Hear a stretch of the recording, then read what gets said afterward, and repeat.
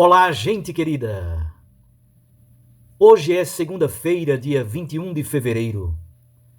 Nós estamos na 7ª semana do Tempo Comum. E eu quero mandar um grande abraço para muitos amigos e amigas da Diocese do Crato, no Ceará. Lá estive para a posse de Dom Magnus e pude conviver com vários sacerdotes, seminaristas, diáconos, membros da Pastoral da Comunicação. Impressionante a quantidade de pessoas que acompanham o nosso canal lá em Crato e Juazeiro, enfim, em toda a Diocese do Crato. Muito obrigado por honrosa companhia de vocês e que o Evangelho possa criar em nós uma consciência cada vez mais fina dos desejos de Deus, da vontade do Senhor, para cumpri-la em nossa vida e vivermos segundo a palavra. O texto do Evangelho de hoje é de Marcos, capítulo 9, versículos 14 a 29. Naquele tempo, descendo Jesus do monte com Pedro, Tiago e João, e chegando perto dos outros discípulos, viram que estavam rodeados por uma grande multidão. Alguns mestres da lei estavam discutindo com eles. Logo que a multidão viu Jesus, ficou surpresa e começou a saudá-lo. Jesus perguntou aos discípulos: "O que discutis com eles?" Alguém da multidão respondeu: "Mestre, eu trouxe a ti meu filho que tem um espírito mudo. Cada vez que o espírito o ataca, joga-o no chão e ele começa a espumar, range os dentes e fica completamente rijo. Eu pedi aos teus discípulos para expulsarem o espírito, mas eles não conseguiram." Jesus disse: "Ó geração incrédula, até quando estarei convosco?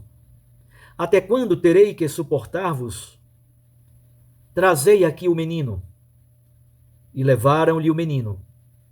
Quando o espírito viu Jesus, sacudiu violentamente o menino, que caiu no chão e começou a rolar e a espumar pela boca. Jesus perguntou ao pai: "Desde quando ele está assim?" O pai respondeu: "Desde criança. E muitas vezes o espírito já o lançou no fogo e na água para matá-lo. Se podes fazer alguma coisa, tem piedade de nós e ajuda-nos." Jesus disse: "Se podes. Tudo é possível para quem tem fé." O pai do menino disse em alta voz: "Eu tenho fé, mas ajuda a minha falta de fé." Jesus viu que a multidão acorria para junto dele. Então ordenou ao espírito impuro: "Espírito mudo e surdo, eu te ordeno que saias do menino e nunca mais entres nele." O espírito sacudiu o menino com violência, deu um grito e saiu. O menino ficou como morto, e por isso todos diziam: "Ele morreu." Mas Jesus pegou a mão do menino, levantou-o e o menino ficou de pé. Depois que Jesus entrou em casa, os discípulos lhe perguntaram a sós: "Por que nós não conseguimos expulsar o espírito?" Jesus respondeu: "Essa espécie de demônios não pode ser expulsa de nenhum modo, a não ser pela oração." Palavra da salvação. Glória a vós, Senhor. Minhas irmãs e meus irmãos, como percebemos, é um texto bastante longo, mas muito bonito e com muitos detalhes teológicos riquíssimos. Comecemos contextualizando um pouco esse texto. A seção entre Marcos 8, 27 e Marcos 10, 52 é marcada pelo ensinamento de Jesus Cristo sobre o mistério pascal. Jesus toma consigo os seus discípulos, vai para locais mais afastados e começa esta formação imediata, este ensinamento mais profundo e concreto sobre a sua paixão, a sua morte e a ressurreição. E todo o texto desta sessão está organizado em torno dos 3 anúncios da paixão. No caso concreto do texto do Evangelho de hoje, nós poderíamos dizer que também está dentro desta grande sessão emoldurada pelo cego de Betsaida, Marcos 8, de 22 a 26, e o cego de Jericó, Marcos 10, de 46 a 52. Então percebam o grande contexto, marcado pelos anúncios da paixão e por essa moldura com a cena dos 2 cegos curados. O texto de hoje é imediatamente posterior ao texto da transfiguração. Jesus desce do monte com Pedro, Tiago e João. E aqui formam-se, digamos assim, 2 triângulos. O primeiro triângulo é formado entre a multidão, de um lado, os discípulos de Jesus, do outro, e também a presença dos mestres da lei. Isso está no versículo 14. Mas abaixo vai formar-se outra estrutura. Daqui a pouco chegaremos lá. Então, os discípulos, ao descerem da montanha, encontram uma grande multidão. E alguns mestres da lei estão presentes. E eles discutem. Discípulos discutem com os mestres da lei. Qual é o comportamento destes personagens? A multidão vê Jesus e logo corre para junto dele. Está querendo favores, graças, curas. De algum modo, o relacionamento da multidão com Jesus é bastante utilitarista, bastante interesseiro. Os mestres da lei discutem com os discípulos. Marcos não diz qual é o assunto da discussão. Pelo contexto, nós podemos inferir que os discípulos estão sendo questionados porque eles fracassaram e não conseguiram expulsar o espírito maligno daquele rapaz, daquele jovem. Tanto que, no versículo 16, Jesus pergunta sobre aquilo que eles estão conversando, sobre o que eles estão discutindo.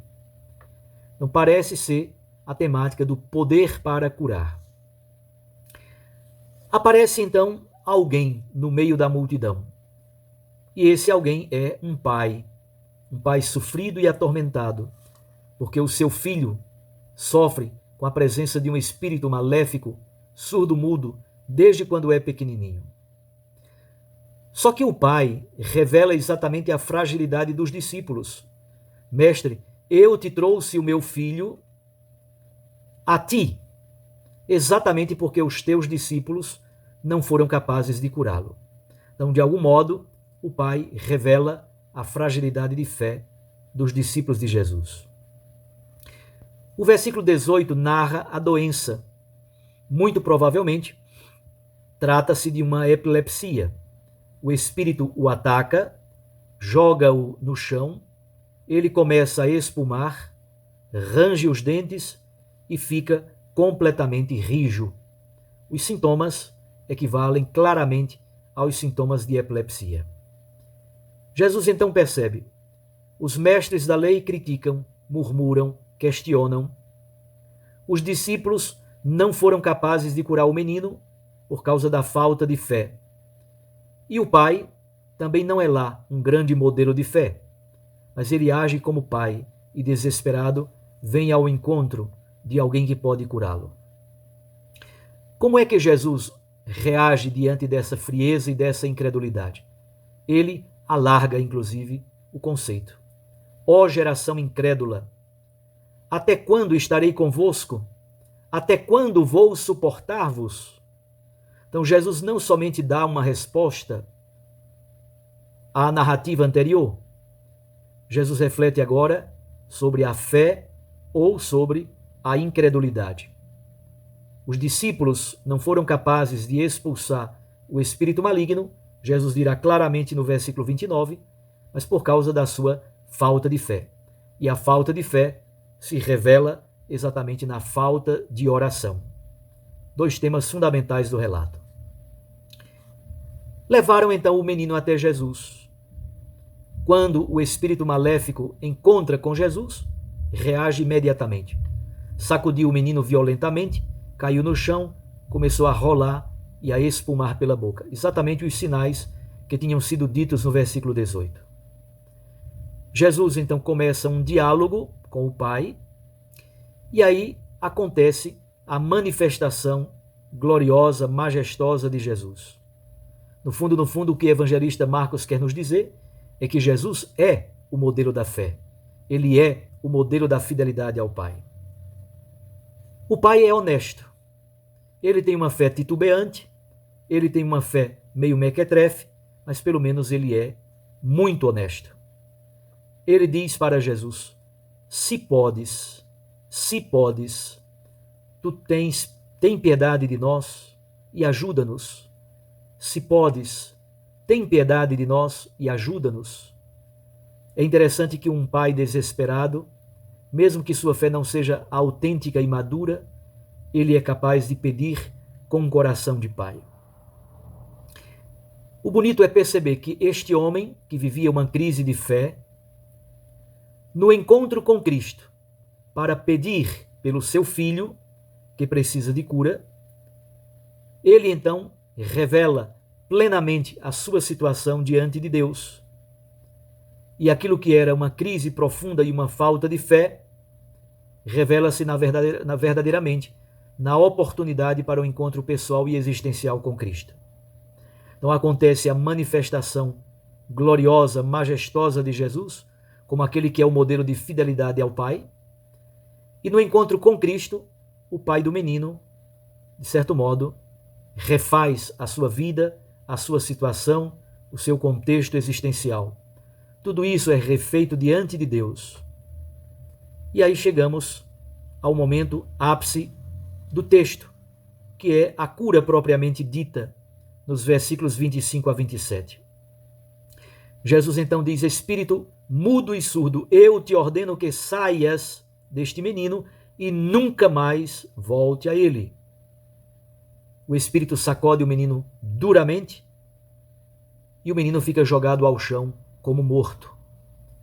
De fato, a experiência de estar deitado ao chão é sempre algo semelhante à experiência da morte.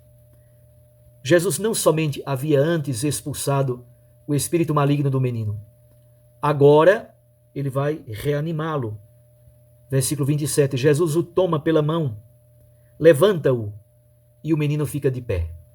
Obviamente, estes verbos do versículo 27 são verbos típicos da ressurreição, do pós-Páscoa. Jesus pegou a mão do menino, Jesus o levantou, o menino ficou de pé. Claramente, aqui está o itinerário da intervenção salvífica do Cristo ressuscitado, que refaz a fé da sua comunidade.